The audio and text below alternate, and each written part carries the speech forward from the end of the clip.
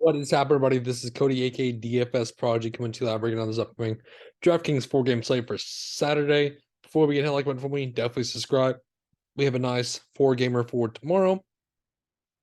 So, barring any injuries, this is kind of how the slate will break down. But like I said, always like button for me, definitely subscribe. And let's break this slate down with Utah at Chicago. On the Utah side, Lord Markin's having a heck of a resurgence in these recent games. I mean, he's dropping career highs.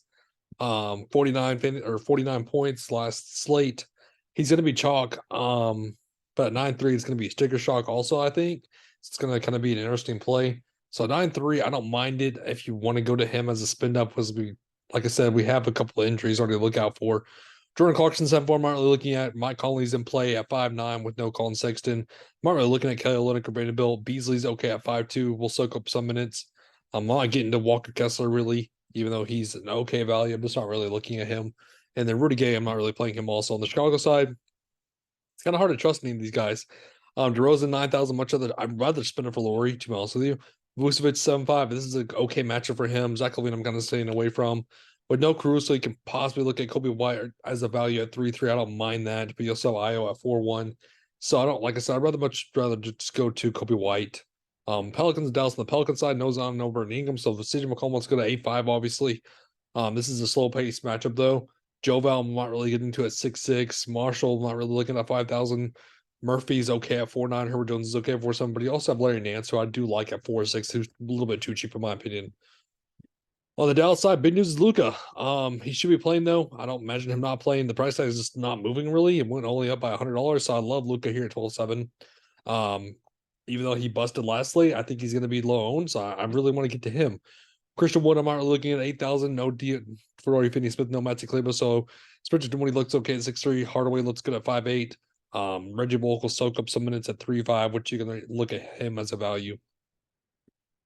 Orlando Golden State on Orlando side, Banchero, 8-1. I'm not sure that to spin up elsewhere. Widener, I mean, he was about to bust and then fourth quarter hit and he finally hit value somehow. I like Wendell Carter Jr. in this matchup, but you also have Widener back, so keep that in mind. I don't mind going to Cole Anthony at 5-1 if he's gonna get the minutes at 5-1. We could see a blowout though for the Warriors, which is why I kind of like Cole Anthony. On the Warriors, no Curry, obviously. Wiggins is questionable. If there's no Wiggins, I'm going to really get to Klay Thompson at 7-9. The price that jumped up, though. Draymond Green's okay at 6-4. DiVincenzo, I'm not really looking at 6. I do like Jordan Poole at 8-4. This is a good matchup for him. And then Kevon Looney, I'm not really looking at 5-5. And last slate, we need to watch the news on the Lakers side with LeBron James, because if he should be playing, so he's going to be a good spin up at 10-7. I like this spot for him also. Westbrook looks okay at 7-6. He also has a Q-Tide, though, but he should be playing, so I don't mind going to him at 7-6. Bryant looks good at 6-1 in this matchup, shorter. Price tag went up at 5-7. I don't mind that either. With no Wally Walker, no Austin Reeves. You could look at Pat Bev at 4-2, because they signed Starley Brown at 3-5, which I don't mention him playing, though. We could see some Christie at 3-3 also. And then on the Kings, Sabonis 10-3. This is a big matchup for him at 10-3. I like it, but again, we have other spin ups. It's the problem. Darren Fox, I don't mind getting to at 8-6 in this matchup. Horder looks good at 5-3. Harrison Barnes, I'm much just go to Horder. I'm not really getting to Malik Monk or Keegan Murray. If you want to go to value, I'd trade Oslo mine at 3-2. But that represents the slate for us, though. Thank you for tuning in. It's a great save for us tonight. Have a good one, everybody.